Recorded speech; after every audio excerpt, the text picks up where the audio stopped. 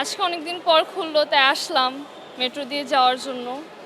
এতদিন তো ধরেন অনেক টাইম লাগতো, মানে আমি যেমন উত্তরা 18 নম্বর সেক্টরে থাকি, সেখান থেকে আমার যে কোনো জায়গা দিয়ে যাওয়া আসা করতে অসুবিধা হতো, বাট মেট্রো স্টেশনটা কাছে থাকার কারণে ওখান থেকে মেট্রো দিয়ে যাওয়া আসা করতে সুবিধা হয়। বাট এতদিন মেট্রো অফ থাকার কারণে কোথাও মানে যাইতে গেলে বাস অথবা অন্য কিছু দিয়ে যাওয়া আসা করা লাগতো, যেটা অনেক সময় সাপেক্ষ বলা যায়।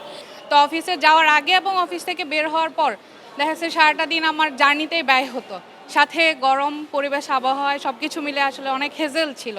তো আজকে ওই তুলনায় আজকে যখন শুনলাম, আমি জানতাম না সকাল থেকেও যে মেট্রো ওপেন, তো সামহাও জানলাম, জেনে মনে হলো যে তাহলে কেন বাই রোডে, তাহলে চলে আসি মেট্রোতে। তো এই মেট্রোতে চলে আসা।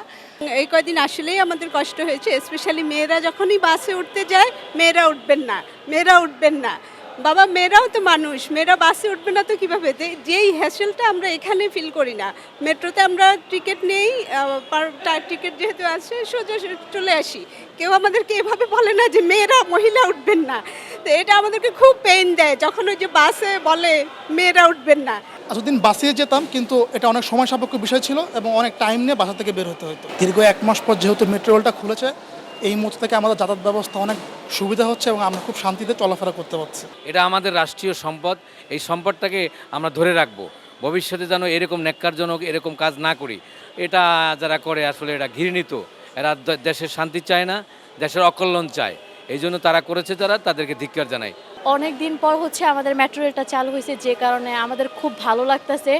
বাসে যাতায়াত করে দেখা যাচ্ছে যে আমাদের অনেক সমস্যা হয়, অনেক ট্রাফিক, লম্বা ট্রাফিক, যে কারণে হচ্ছে আমাদের অনেক ঝামেলা পোহাইতে হয়। মেট্রো রেলটা হচ্ছে আমাদের রাষ্ট্রীয় সম্পদ, আমরা এটার উপর আর হাত দিব না, মানে ভাঙচুর জিনিসটা আমরা আর করবো না।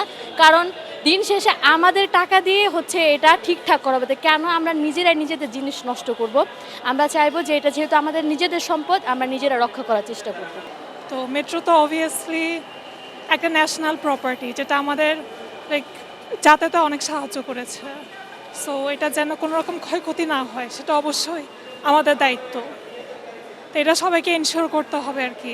সমাজের অবস্থা যেটাই থাকুক, মিছিল হবেই, প্রোটেস্ট হবেই, কিন্তু এইসব মিছিলে যেন আমাদের দেশের সম্পত্তির কোনো ক্ষতি না হয়, সেটা আমাদেরকে এনশিওর করতে হবে। অনেকদিন পর মেট্রো রেল চালু হয়েছে, নিঃসন্দেহে এটা আমাদের অনেক ভালো অনুভূতি, কারণ আমাদের সময় সেভ হবে, যানজট থেকে বেঁচে গেলাম। আর পাশাপাশি যারা দেশে আন্দোলন অথবা রাজনীতি করে, তারা যেন কোনো রাষ্ট্রীয় সম্পদে হাত না দেয়, কারণ এটা সবার সম্পদ। এটা আমাদের খেয়াল রাখা উচিত, কারণ আমরা রাজনীতি করি দেশের জন্য। কারণ আমরা রাজনীতি করে যদি দেশকে ধ্বংস করে ফেলি, তাহলে আলটিমেটলি নিজেই নিজের ক্ষতি করলাম।